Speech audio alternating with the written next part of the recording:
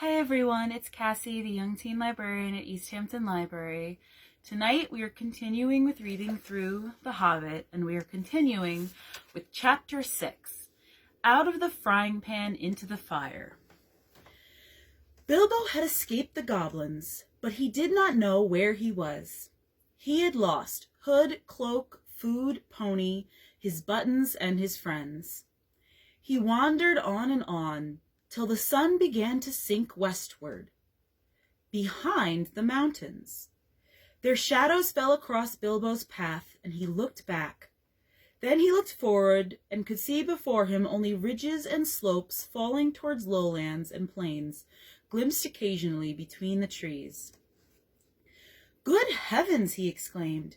"I seem to have got right to the other side of the misty mountains, right to the edge of the land beyond. Where and oh where can Gandalf and the dwarves have got to?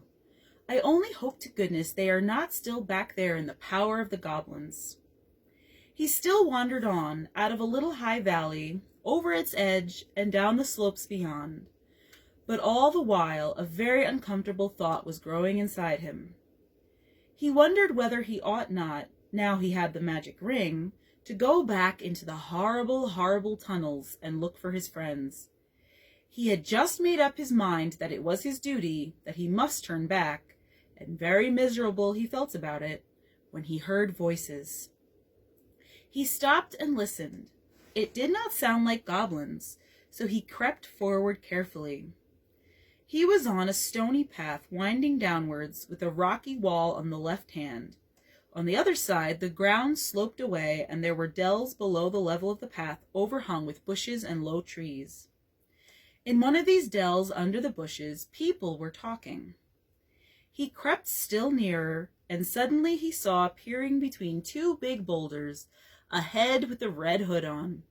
It was Balin doing lookout. He could have clapped and shouted for joy, but he did not. He had still got the ring on, for fear of meeting something unexpected and unpleasant, and he saw that Balin was looking straight at him without noticing him. "I will give them all a surprise," he thought, as he crawled into the bushes at the edge of the dell. Gandalf was arguing with the dwarves. They were discussing all that had happened to them in the tunnels, and wondering and debating what they were to do now. The dwarves were grumbling, and Gandalf was saying that they could not possibly go on with their journey, leaving Mr. Baggins in the hands of the goblins, without trying to find out if he was alive or dead, and without trying to rescue him. "After all, he is my friend," said the wizard, "and not a bad little chap. I feel responsible for him. I wish to goodness you had not lost him." The dwarves wanted to know why he had ever been brought at all, why he could not stick to his friends and come along with them, and why the wizard had not chosen someone with more sense. "He has been more trouble than use so far," said one. "If we have got to go back now into those abominable tunnels to look for him, then drat him, I say." Gandalf answered angrily, "I brought him, and I don't bring things that are of no use. Either you help me to look for him, or I go and leave you here to get out of the mess so best you can yourselves. If we can only find him again, you will thank me before all is over. Whatever did you want to go and drop him for, Dory?" "You would have dropped him," said Dory, "if a goblin had suddenly grabbed your legs from behind in the dark, tripped up your feet, and kicked you in the back. Then why didn't you pick him up again? Good heavens, can you ask? Goblins fighting and biting in the dark, everybody falling over bodies and hitting one another. You nearly chopped off my head with Glamdring, and Thorin was stabbing here and there and everywhere with Orcrist. All of a sudden you gave one of your blinding flashes, and we saw the goblins running back yelping. You shouted, 'Follow me, everybody,' and everybody ought to have followed. We thought everybody had. There was no time to count, as you know quite well, till we had dashed through the gate guards, out of the lower door, and helter-skelter down here. And here we are, without the burglar, confusticate him." "And here's the burglar," said Bilbo, stepping down into the middle of them, and slipping off the ring. Bless me, how they jumped! Then they shouted with surprise and delight. Gandalf was as astonished as any of them, but probably more pleased than all the others.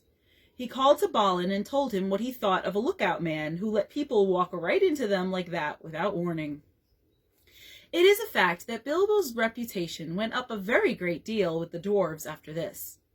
If they had still doubted that he was really a first-class burglar, in spite of Gandalf's words, they doubted no longer. Balin was the most puzzled of all, but everyone said it was a clever bit of work. Indeed, Bilbo was so pleased with their praise that he just chuckled inside and said nothing whatever about the ring.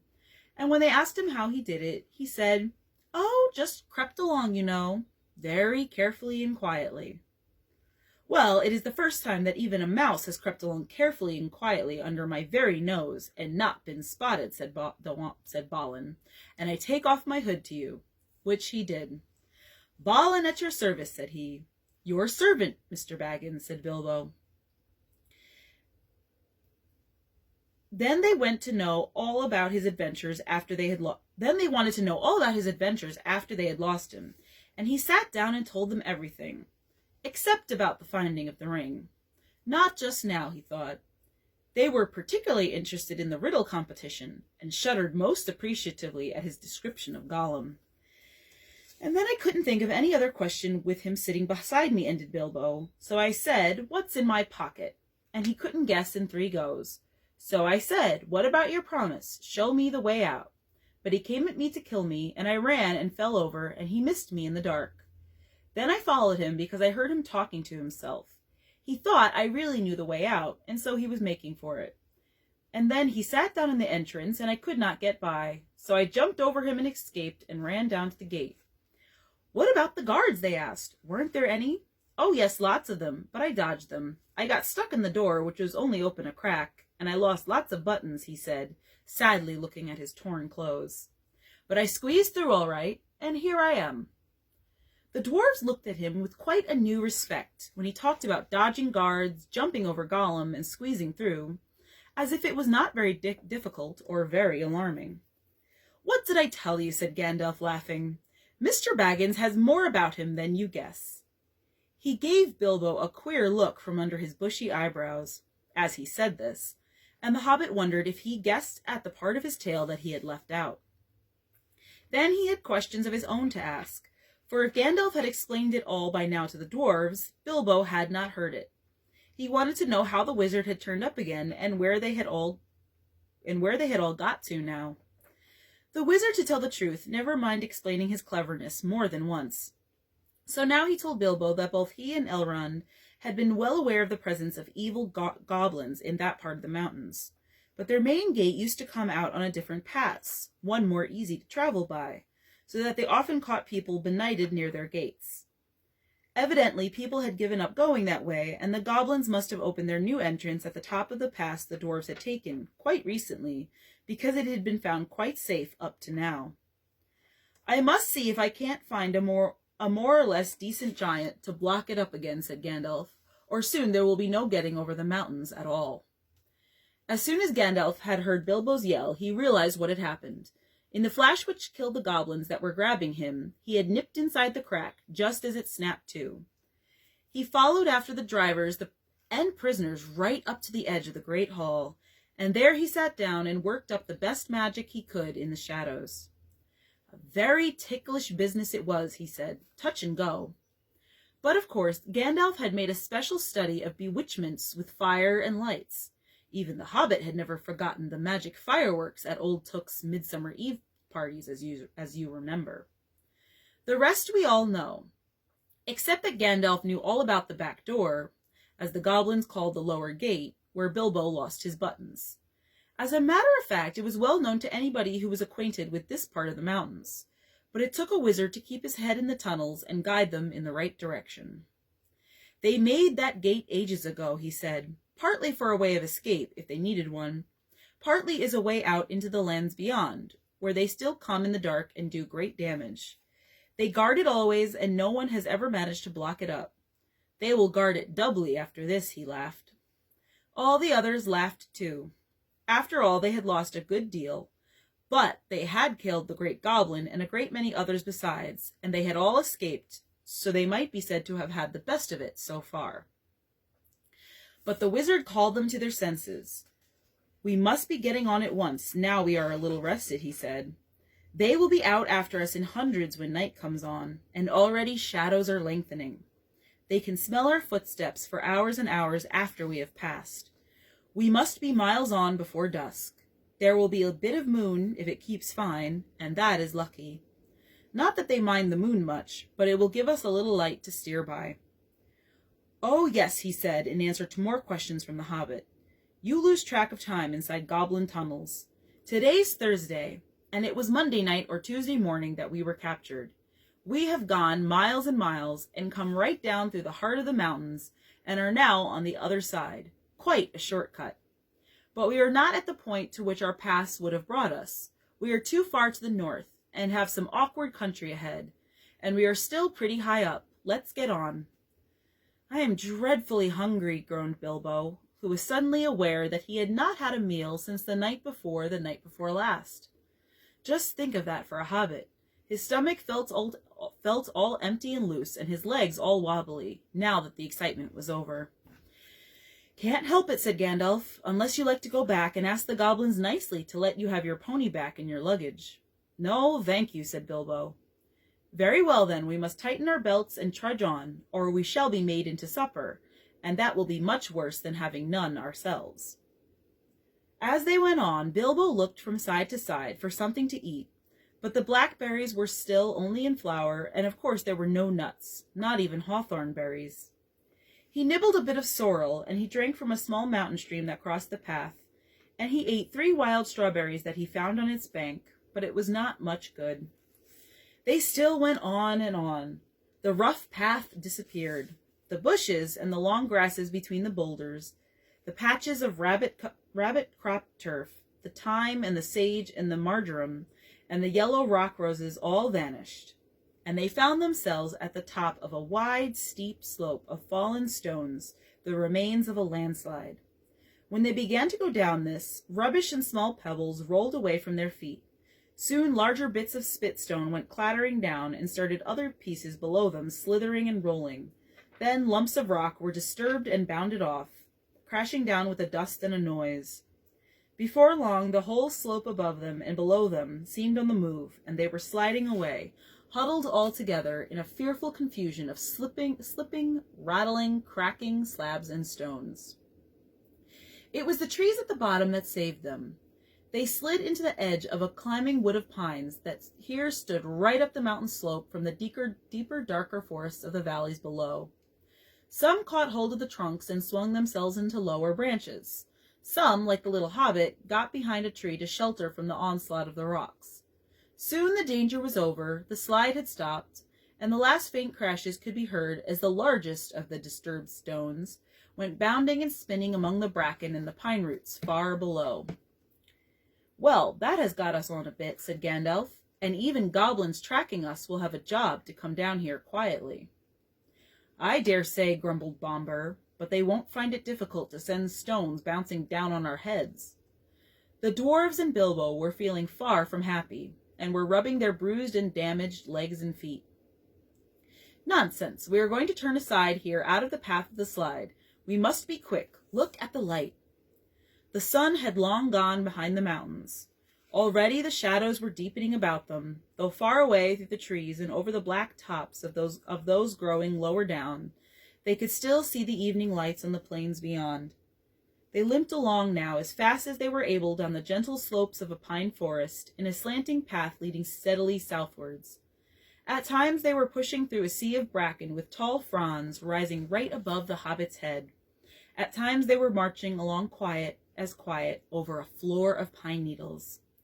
And all the while the forest gloom got heavier and the forest silence deeper. There was no wind that evening to bring even a sea sighing into the branches of the trees. "Must we go any further?" asked Bilbo, when it was so dark that he could only just see Thorin's beard wagging beside him, and so quiet that he could hear the dwarves breathing like a loud noise. "My toes are all bruised and bent, and my legs ache, and my stomach is wagging like an empty sack." "A bit further," said Gandalf. After what seemed ages further, they came suddenly to an opening where no trees grew. The moon was up and was shining into the clearing. Somehow it struck all of them as not at all a nice place, although there was nothing wrong to see. All of a sudden they heard a howl away down the hill, a long, shuddering howl. It was answered by another away to the right and a good deal nearer to them, then by another not far away to the left. It was wolves howling at the moon, wolves gathering together. There were no wolves living near Mr. Baggins' hole at home, but he knew that noise. He had heard it described to him often enough in tales. One of his elder cousins on the Took side, who had been a great traveler, used to imitate it to frighten him. To hear it out in the forest under the moon was too much for Bilbo. Even magic rings are not much use against wolves, especially against the evil packs that lived under the shadow of the goblin-infested mountains, over the edge of the wild on the borders of the unknown. Wolves of that sort smell keener than goblins and do not need to see you to catch you. "What shall we do? What shall we do?" he cried. "Escaping goblins to be caught by wolves," he said. And it became a proverb, though we now say, out of the frying pan into the fire, in the same sort of uncomfortable situations. "Up the trees, quick!" cried Gandalf, and they ran to the trees at the edge of the glade, hunting for those that had branches fairly low or were slender enough to swarm up. They found them as quick as ever they could, you can guess, and up they went as high as ever they could trust the branches. You would have laughed from a safe distance if you had seen the dwarves sitting up in the trees with their beards dangling down, like old gentlemen gone cracked and playing at being boys. Fili and Kili were at the top of a tall larch like an enormous Christmas tree. Dori, Nori, Ori, Oyen, and Gloyen were more comfortable in a huge pine with regular branches sticking out at intervals like the spokes of a wheel. Bifur, Boffer, Bomper, and Thorin were in another. Dwalin and Balin had swarmed up a tall, slender fir with few branches and were trying to find a place to sit in the greenery of the topmost boughs. Gandalf, who was a good deal taller than the others, had found a tree into which they could not climb, a large pine standing at the very edge of the glade. He was quite hidden in its boughs, but you could see his eyes gleaming in the moon as he peeped out. And Bilbo? He could not get into any tree and was scuttling about from trunk to trunk, like a rabbit that has lost its hole and has a dog after it. "You've left the burglar behind again," said Nori to Dori, looking down. "I can't be always carrying burglars on my back," said Dori, "down tunnels and up trees. What do you think I am, a porter?" "He'll be eaten if we don't do something," said Thorin, for there were howls all around them now, getting nearer and nearer. "Dori," he called, for Dori was lowest down in the easiest tree, "be quick and give Mr. Baggins a hand up." Dori was really a decent fellow, in spite of his grumbling. Poor Bilbo could not reach his hand even when he climbed down to the bottom branch and hung his arm down as far as ever he could. So Dori actually climbed out of the tree and let Bilbo scramble up and stand on his back. Just at that moment the wolves trotted howling into the clearing. All of a sudden there were hundreds of eyes looking at them. Still Dori did not let Bilbo down. He waited till he had clambered off his shoulders into the branches, and then he jumped for the branches himself. Only just in time. A wolf snapped at his cloak as he swung up and nearly got him. In a minute there was a whole pack of them yelping all around the tree and leaping up at the trunk, with eyes blazing and tongues hanging out. But even the wild wargs, for so the evil wolves over the edge of the wild were named, cannot climb trees. For a time they were safe. Luckily it was warm and not windy. Trees are not very comfortable to sit in for long at any time, but in the cold and the wind, with wolves all around below waiting for you, they can be perfectly miserable places.